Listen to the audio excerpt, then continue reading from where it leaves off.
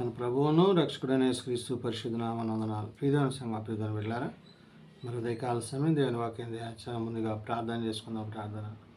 కృపగల తండ్రి, దయగల మహేశాన్ని బంగారు పాదాలకు లెక్కలేని వందనాలు, స్తుతులు, స్తోత్రములు. గతించిన రాత్రి అంతా నీ రెక్కల చాటును కాచి కాపాడి సంరక్షించిందేమో మరి ఉదయకాల సమయం సజ్జల లెక్కను చేరి ప్రార్థించుండగా వాక్యమైన దేవుడు వాక్యం ద్వారా నాతో మాతో మాట్లాడి మీరే మేము గంత ప్రభావాలు పొందమని చేస్తున్నామని అడుగుచున్నాం తండ్రి. ఆమె ప్రియమైన సంఘం ప్రియమైన బిడ్డ అర్థం ఏర్పాటు చేయని వాక్య భాగము ఆది కాండము 50వ అధ్యాయము 15 నుంచి 21 వచనములు ఈ విధంగా రాయబడినవి. ఆది కాండము 50వ అధ్యాయము 15 నుంచి 21 వచనములు ఈ విధంగా రాయబడినవి. యోసేపు సహోదరులు తమ తండ్రి మృతి పొందుట చూచి, ఒకవేళ యోసేపు మన యందు పగపట్టి మనం అతనికి చేసిన కీడంతటి చొప్పున మనకు నిశ్చయముగా కీడు జరిగించుననుకొని యోసేపునకు ఇలాగా వర్తమానము పంపిరి. నీ తండ్రి తాను చావక మునుపు ఆజ్ఞాపించినదేమనగా, మీరు యోసేపుతో నీ సహోదరులు నీకు కీడు చేసిరి గనుక దయచేసి వారి అపరాధమును వారి పాపమును క్షమించుమని అతనితో చెప్పుడనెను. కాబట్టి దయచేసి నీ తండ్రి దేవుని దాసుల అపరాధము క్షమించుమనిరి. వారు యోసేపుతో ఇలాగా మాట్లాడుచుండగా అతడు ఏడ్చెను. ప్రియదేవుని సంగమా, ప్రియదేవుని బిడ్డలారా, మరణించిన తండ్రిని బట్టి మరి ఎంతో దుఃఖంలో ఉన్న యోసేపు తన సహోదరులు మరి తండ్రి యొక్క దేహాన్ని మరి పాతిపెట్టేసిన తర్వాత వారు తిరిగి మరలా మరి యోసేపు తన తండ్రిని పాతిపెట్టిన తర్వాత అతడును అతని సహోదరులను అతని తండ్రిని పాతిపెట్టి వెళ్ళిన వారందరూ తిరిగి ఐగుప్తుకు వచ్చేశారు. ఈ ఐగుప్తుకు వచ్చిన తర్వాత యోసేపు యొక్క సహోదరులకి ఒక అనుమానం కలిగింది యోసేపు మీద. ఏంటి? యోసేపు సహోదరులు తమ తండ్రి మృతి పొందుట చూచి, ఒకవేళ యోసేపు మన యందు పగబట్టి మనం అతనికి చేసిన కీడెత్తటిని చొప్పున మనకు నిశ్చయముగా కీడు జరిగించుకొనుకొని. ఇక్కడ యోసేపు యొక్క సహోదరులు యోసేపుని గురించి ఏం ఆలోచించారంటే, ఇంతకాలం తండ్రి ఉన్నాడు కాబట్టి మరి యోసేపు సహోదరు మనల్ని ఏమీ చేయలేదు, ఇప్పుడు తండ్రి చనిపోయాడు కాబట్టి మనము అతని పట్ల చేసిన ప్రవర్తన అంటే వారు ఏ విధంగా అయితే అతన్ని బాధించి హింసించి అతని అంగిని తీసివేసి అతని గుంటలో దోసేసి అంటే అతని పట్ల ఎంత అసభ్యంగా ప్రవర్తించారో వారికి తెలుసు.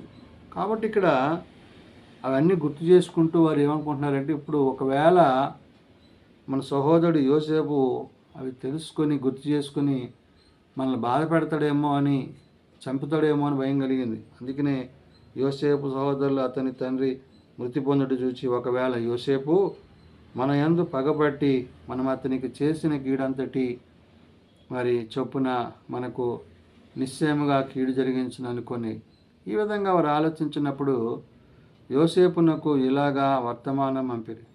ఈ వర్తమానం యోసేపు యొద్దకు చేరింది. వారి సహోదరులు ఈ విధంగా అనుకుంటున్నట్లు, నీ తండ్రి తాను చావక మునుపు ఆజ్ఞాపించినదేమనగా, అంటే మీ తండ్రి చనిపోకముందు ఆజ్ఞ అంటే ఒక మాట చెప్పారు.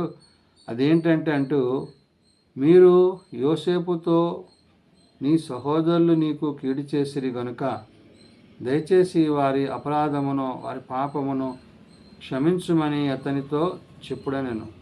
కాబట్టి దయచేసి నీ తండ్రి దేవుని దాసుల అపరాధమును క్షమించుమని వారు యోసేపుతో ఇలాగ మాట్లాడుచుండగా అతడు ఏడ్చాడు. కాబట్టి ఇక్కడ వారిలో ఉన్న భయం ఆందోళన ఏదైతే ఉందో దాన్ని వ్యక్తపరిచారు, తెలియజేశారు.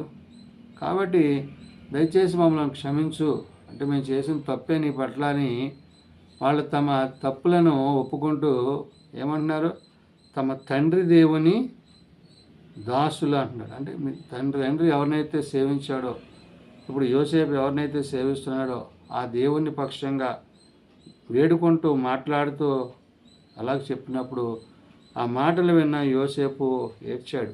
అంటే వాళ్ళ పరిస్థితి చూసి వాళ్ళ ఆలోచన ఎలా ఉందా అని.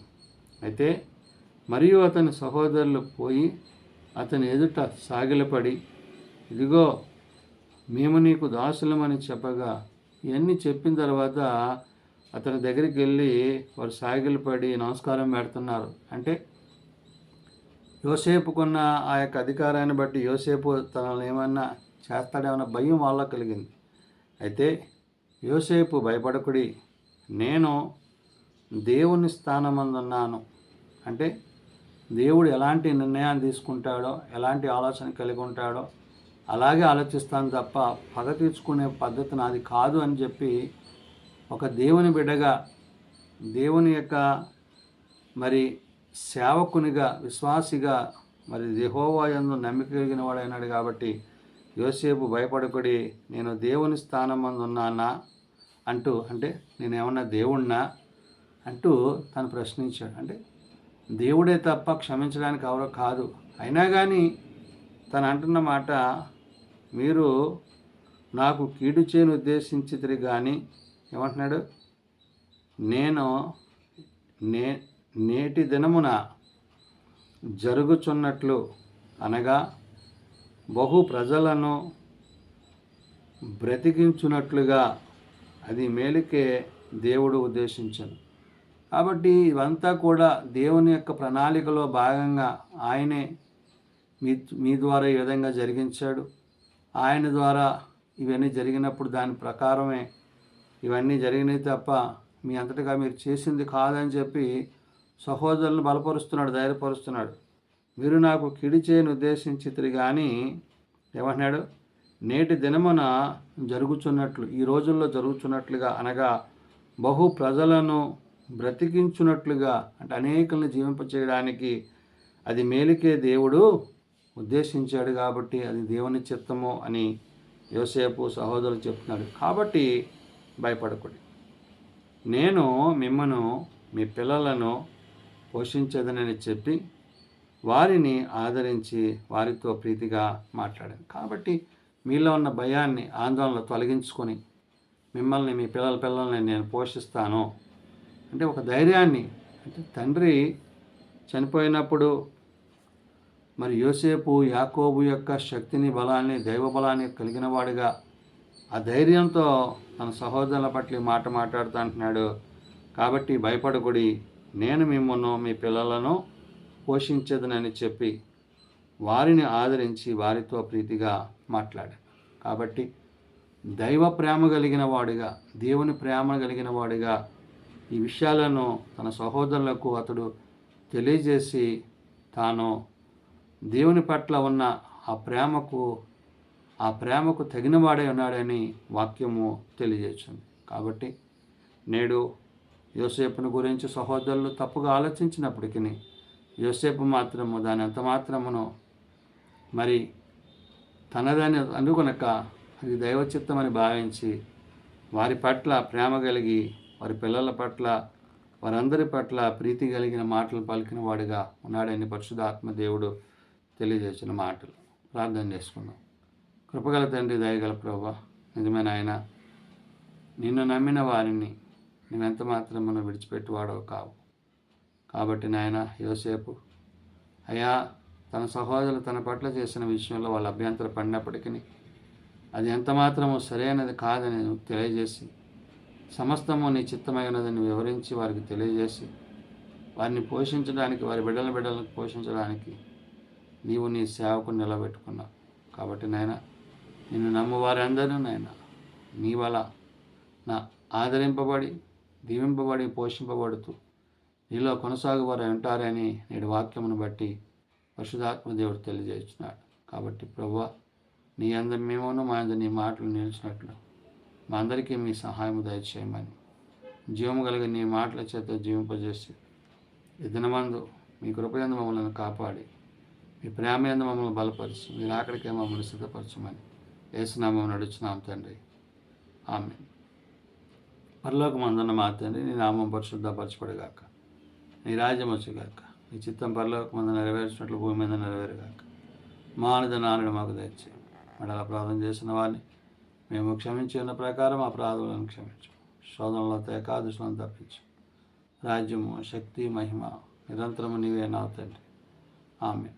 మన పరమ తండ్రి దేవుని ప్రేమ, ప్రభువైన యేసుక్రీస్తు కృప, ఆదరణకర్త అయిన పరిశుద్ధాత్మ సహాయము సదా తోడేయండి, సంరక్షించునుగాక. ఆమేన్.